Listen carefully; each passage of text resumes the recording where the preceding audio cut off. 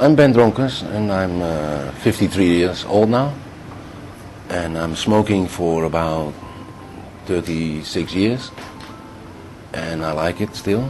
It's nice, you know. Since I started smoking, I was very interested in what I smoke, you know. Everywhere I go, I want to see how they grow the marijuana, the hashish. You know.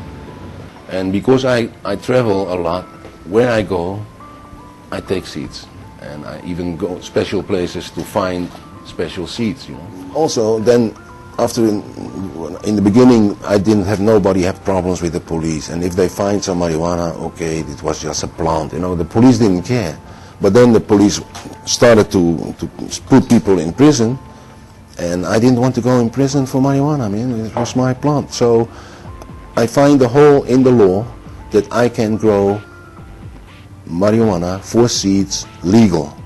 So I start my seed company, and then Sensi Seeds started, and I share my seeds with the rest of all of you there, you know. Now, after 10 years, my hemp is in Mercedes, in Opel, in BMW.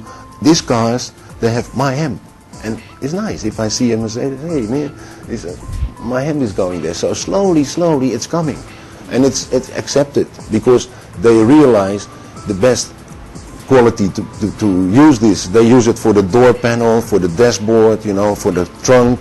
And if your car crashed, you know, hemp doesn't splinter like plastics. So it's for the safety also much better. So they have to realize more and more hemp will be the future, you know, absolutely. Tell you one thing for sure, and this is historical, but everybody know it who know me. Hemp will save the world. Yeah. Can save the world, and is the only plant who can do that. And I bet you, you know, I bet you we will. I can tell you for sure that most of the medical marijuana is my strains, you know. This is my seeds, and now this marijuana is completely legal for medical users in Holland, in Canada, in Switzerland, and I know that in many countries already they give it, but they don't talk about it. But the doctors already prescribe, you know. So I think for sure these things will change again. When I started in the museum, I tell the people what you can do with all this plant, and I know the plant. And of course nobody believed it, because they said, listen, if it is true with hemp, what you can do, why nobody doing it? And this is the only answer I didn't have, why nobody doing it? So I started with hemp 10 years ago. Now, in Europe, not only people smoke marijuana, what maybe one time I produced the seeds for, but also there is a lot of hemp growing now in Europe, what I started 10 years ago, because there was nothing. In these countries, they are still poor. They don't make the money we pay for a piece of hashish. Look at them, they are very poor people. So in the middle there is the criminal, because it's illegal, it is like it is. When I started, you don't believe it, you know, you got from France is Professor Neyhuis. And I think he's still alive, but he wrote books that I should have tits now. I should have no children. I have 6, you know. But he thought, if you smoke marijuana, you will not have children. You know, I will have tits. My brain will be completely damaged within 10 years. You know, I smoked 30-something years now, 36 years. So they still write it down sometimes. You can still find in the paper that it makes your brain cooking and it fucks your brains and all these lies, you know. It is not true. It is simply not true. They cannot stop us anymore. They cannot stop. You know, before they can do everything to stop us, but now you have, I think, already millions of people, hundreds of thousands for sure, they grow their own marijuana. You know? And this is beautiful. I have 5 children who smoke marijuana, and I'm happy with it. I say, hey Papa, the best thing you can do now is ask yourself, what is he doing, you know? and smoke a joint with him, you know. Everybody say marijuana is dangerous also. So, and marijuana is not dangerous. It's the only dope, what I know, you don't have to worry about. We should unite more. We should, this is very important, I think. It's very important, you guys, you go for hemp, you know, help hemp, wear it, use it, take it. Yes, what can I say, man? It's a plant, and we love it. Don't worry about it. Grow it. It's not your enemy, it's your friend.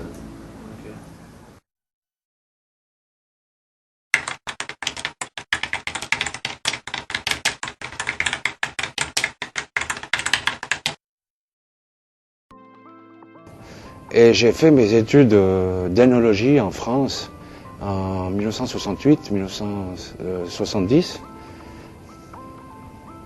Et puis j'ai fait un travail innovateur dans ma région parce que je suis le premier agriculteur biologique de ma région. On est parti en autostop à Amsterdam et on était à la Damplatz et là il y avait tous les hippies et c'est là qu'on a trouvé de la marijuana. Mais on fait principalement une production d'huile essentielle.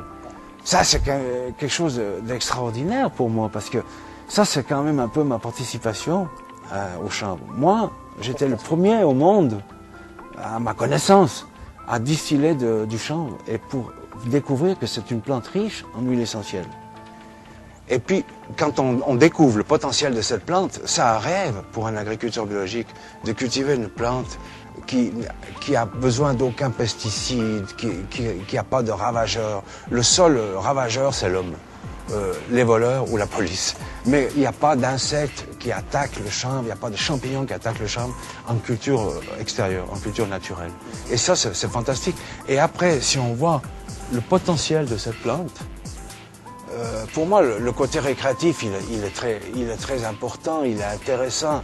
Mais les autres potentiels, ils sont vraiment intéressants. On voit maintenant l'industrie automobile qui utilise de plus en plus de chanvre parce que d'ici quelques années en Europe, les industriels automobiles doivent reprendre leurs vieilles autos, leurs carcasses, ils doivent les recycler. Donc ils ont intérêt à construire avec du matériel de recyclage et le chanvre, il est idéal. Ça, c'est le système de construction, hein. C'est la fibre qui est mélangée avec de la chaux et du calcaire. Moi, je pense qu'en Suisse et en France, on a à peu près 1000 maisons maintenant qui sont faites en chanvre. On peut faire du lait, on peut faire du tofu, on peut manger la graine grillée, on peut faire de la farine, on peut faire de l'huile. Il y a vraiment beaucoup de possibilités avec cette plante. Et la chanvrette, par exemple, ça c'est un produit alimentaire à base de chanvre qui est sorti en France. La loi n'a pas changé. Quand j'ai commencé la première culture de chanvre en Suisse en 92, et puis aujourd'hui en 2003, rien n'a changé. La seule chose qui a changé peut-être, c'est que l'Office fédéral de la santé publique, ils ont mis des normes acceptables de THC dans les produits alimentaires et les produits cosmétiques. Ça, on était le premier pays au monde à faire ce genre de travail. Et ça, je trouve extraordinaire. Alors, j'ai commencé seul, heureusement, beaucoup ont suivi. Il y a quelques centaines d'agriculteurs en Suisse maintenant qui cultivent du chanvre. Et il y a, on ne sait pas vraiment, mais environ 400 magasins du chanvre. Et ça, c'est un phénomène pour moi de société, c'est un phénomène de culture. Pratiquement tous mes amis qui ont des commerces du chanvre, ils ont eu des problèmes avec la police et la justice. Je suis un militant non violent. J'ai pas envie de mourir, j'ai pas envie de mourir. Mais après 73 jours de grève de la faim, je mangeais à une seule condition, c'est qu'on me donne la liberté. Et le gouvernement valaisan m'a donné la liberté. Et j'ai pu manger. Ah oui, je pesais 66 kilos. En ce moment, j'en pèse 20 de plus. Hein. J'en pèse 86.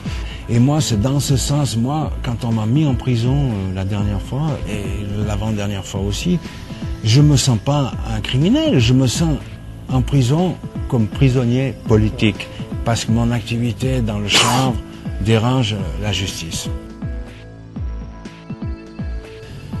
J'avais une variété qui était vraiment super, c'est la Baliser Queen. parce qu'elle a beaucoup de fleurs, peu de feuilles, elle est relativement précoce et elle a un goût unique. Moi, je crois qu'on évolue favorablement. En Espagne, comme partout, les amis du champ sont nombreux, nous sommes des millions et des millions. Nous ne sommes pas des criminels, nous ne devons pas nous cacher. C'est la honte, c'est ceux qui font de la répression, de la prohibition pour un produit qui est somme toute très innocent par rapport à des drogues dures comme l'alcool et le tabac qui sont légales. Je suis œnologue, même dans les années 68, on savait déjà que l'alcool c'est une drogue dure. Hein. On a mis des années avant de parler. Mais c'est une réalité. Et moi, je préfère une société adulte, responsable et libre, qui est capable d'accepter de drogues dures comme le tabac et l'alcool, parce que je ne dis pas qu'il faut interdire. L'interdiction, c'est jamais une solution vraiment valable et durable.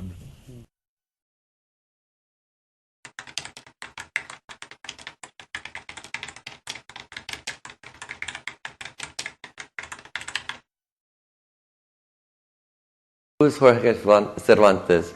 Pues, that's me. And I've been around for quite a while. I've been a writer for, gosh, nearly 20 years. I was born in America. I spent very little time there. I can't really agree with the politics. They're a little bit over the edge there. Everybody talks to me. Everybody tells me everything. So I have this incredible amount of information at my disposal all the time. And so I use, and I'm good with the information. As soon as I learn something, I turn it around and I share it with people. Indoor marijuana horticulture. I've done this book here, Marijuana Cultivo Guerrero. Indoor marijuana is usually easier to control. You can control all the factors that produce it, and you can have several crops a year. And, you know, there's not going to be any outside contaminants that you cannot control in the air. Every day arrested for drugs in America. There's 750,000 people arrested every year for drugs in America. There's a huge budget. There's any way you want to cut it. There's a minimum of $50 billion spent on the war on drugs every year. There's huge propaganda. They're lying to everybody over and over, and it's not helping anybody at all. It's making problems worse. They're learning how to deal with drugs in Europe, and they're doing a good job. Netherlands is a prime example. They have very few junkies in the Netherlands. They actually smoke less marijuana and less cannabis in Netherlands than they do in any other country in Europe. Switzerland also has had a very proactive marijuana policy. Same with Spain. Marijuana is just a simple plant. Cannabis is a simple plant. Leave it alone. Pay attention. It's got a lot more to teach you than you can teach it. So liberate it. Let it do what it needs to do, is grow. That's all. For beginners, it's real important. Just pay attention to the basics and don't listen to your friends that have no experience. Listen to people only that have experience, that are successful, that can prove they're successful by showing you the good weed that they have. There's no secrets. There's no tricks. It's all very simple and straightforward. And that's Haze. I love Haze. Haze is the best. There's like Haze and then there's Haze.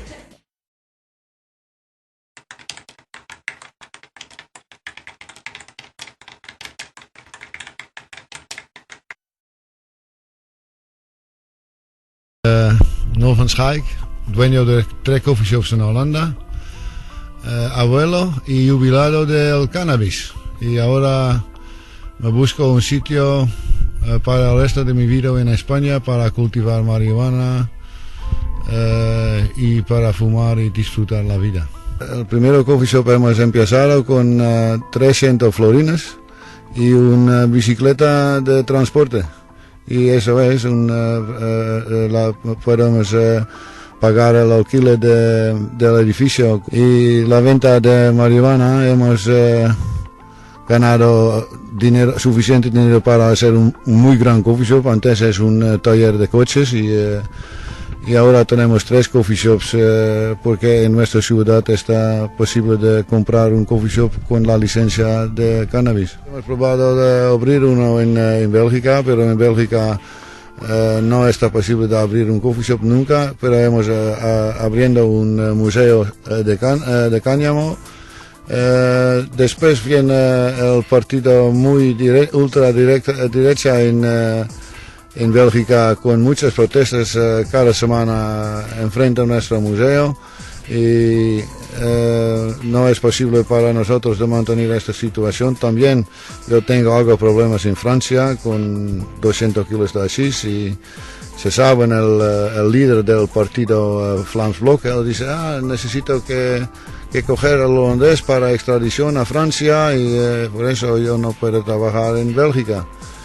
Y es casi lo mismo en Inglaterra. En Inglaterra hemos estado abriendo por 3 meses y después la policía dice al dueño del edificio, ahora tú evite los fumadores, si no, tú eres responsable para laissez-faire y tú vas al juez también para vender marihuana y él no tiene otra posibilidad de evitar a nosotros, es un chantaje de la policía. Y con la ayuda de Bernard y Enke Vries y otra gente de la historia está posible de escribir este libro. Y con mi experiencia de los últimos 15 años en Holanda y en Bélgica para exportar la experiencia holandesa a Bélgica e Inglaterra. Y aquí no hay cultivadores comerciales, aquí hay cultivadores muy dedicados con guerrillas en las montañas. Necesito caminar 1 hora y media muy arriba, he estado por allí, he hecho fotos. Y aquí la gente no se produce marihuana para venderse, pero para fumarse y intercambiarse con amigos y a ferias y fiestas. Es una mentalidad muy diferente que la mentalidad en Holanda. Coge buenas semillas, buena genética y buenos nutrientes porque es posible para todo el mundo de producir marihuana, pero marihuana bueno. Se necesita buena genética y buena nutrición y buena tierra para empezar.